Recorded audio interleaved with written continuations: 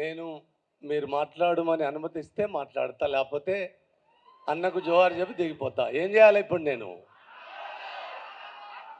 పాడను, పాట పాడను. ఒక్కసారి వినాలి మీరు.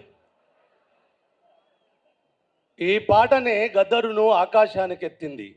ఈ పాటనే తన మరణాన్ని కూడా తెచ్చిపెట్టింది. ఈ పాట 1000 ఏళ్ల తెలుగు సాహిత్యములో పాటను అవమానిస్తూనే ఉన్నది, అవమానిస్తూనే ఉన్నది. ఇది మీకు అర్థం కాదు. గోషిగొంగడేసి జనోద్ధరణ కోసం గద్దర్ను నేల మీదికి తెచ్చిండ్రు నిజమే, కానీ ఆ పాటను ప్రేరణ పొంది అడవులకు పోయిన నా తమ్ములు అన్నలు ఎన్ని వేల మంది చచ్చిపోయినరో ఒక్కనికి సోయి లేదు. పాలకులకు జై కొట్టడానికి, పాలకులకు జై కొట్టడానికి, మీకు ఎంకరేజ్మెంట్ చేయడానికి నరసింహరావు అన్న ఇప్పుడు ఒక మాట అన్నాడు, చెప్పాలనో వద్దో కానీ వాస్తవం కూడా అదే. నేను కూడా విన్నా. మా భూమిలో ఒక పాట ఇచ్చి ఏం చేసినావు, నాకు ఏసేమి ఇయ్యలే. రంగుల కళలో 4 పాటలు పాడించి ఏం చేసినావు, నాకేం చేయలేదు. నేను దాన్ని ఎడిట్ చేస్తున్నా, మీ ముందట చెప్పను, దాన్ని మింగేస్తున్నా. నేను ఒక్క మాట చెప్తానా మీకు. కాసిము,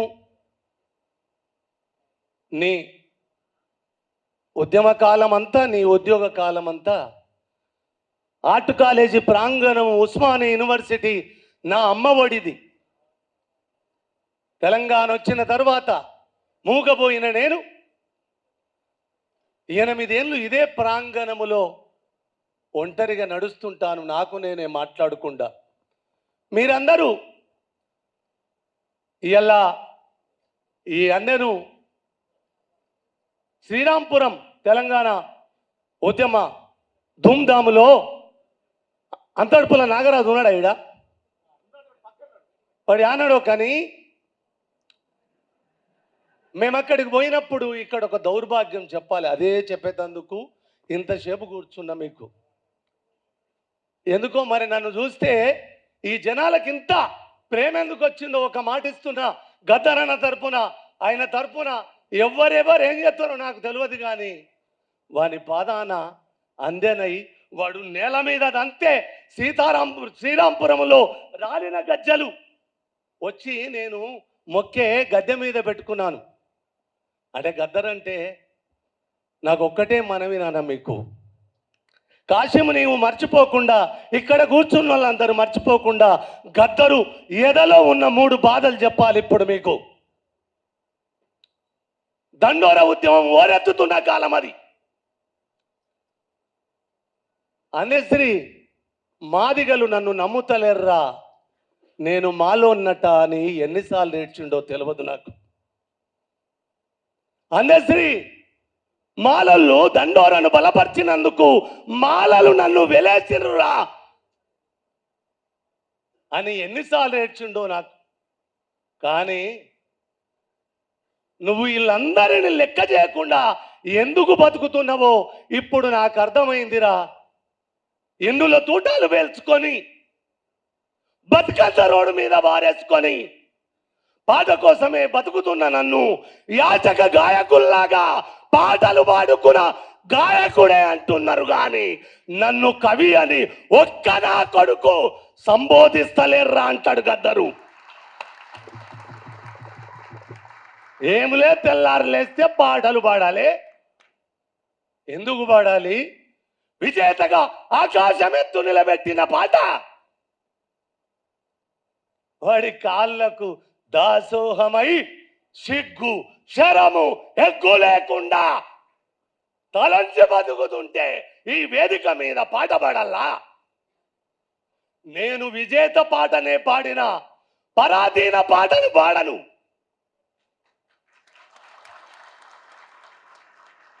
పాడను. పాడిన వాణ్ణి పాడగట్టినప్పుడు ఏమైందో తెలుసా? అంతకులే సంతాప సభలు చేసినట్టు అంతకులే సంతాప సభలు చేస్తున్నారు ఇక్కడ.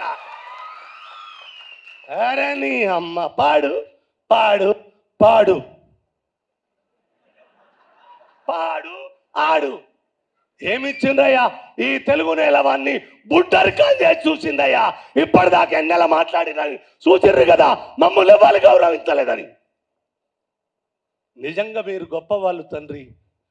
వాన్ని ఆకాశం ఎత్తుకున్న మీ జనాభాలకి శిరస్సు వంచి నమస్కరిస్తున్నా, శిరస్సు వంచి నమస్కరిస్తున్నా. కాటిక కంటి నీరు చనుకట్టుపైనబడ ఎలా నేర్చదో కైటప దైత్యమర్దనుని గాదిని కోడలా ఏ మదంబ యో ఒకట గర్భరాని నిన్నాకటికి నిగునిపోయి అల్ల కర్ణాట కిరాట కీచకుల కమ్మ త్రిశుద్ధిగా నమ్ము భారతి అంటాడు పోతనామాత్యుడు. వాడు పుట్టిన నెల మీద పుట్టిన కదా, వాని పాదధూళి తోకి పెరిగిన కదా. కాలమే ఖడ్గాన్ని విసిరేసిన నా కంఠాన్ని కానుకగా అర్పించనా. మంట పెను మంటలై సుట్టేసిన పాడి పంటలుగా పచ్చంగా చిగురించన.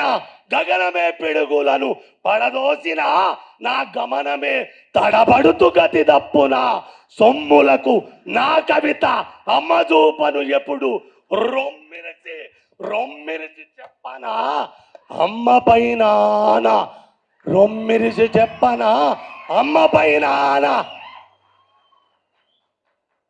ఇలా కవులు రెండు పాయలు అయిపోయిందన్న. అమ్మకానికొక్కడు నమ్మకానికొక్కడు.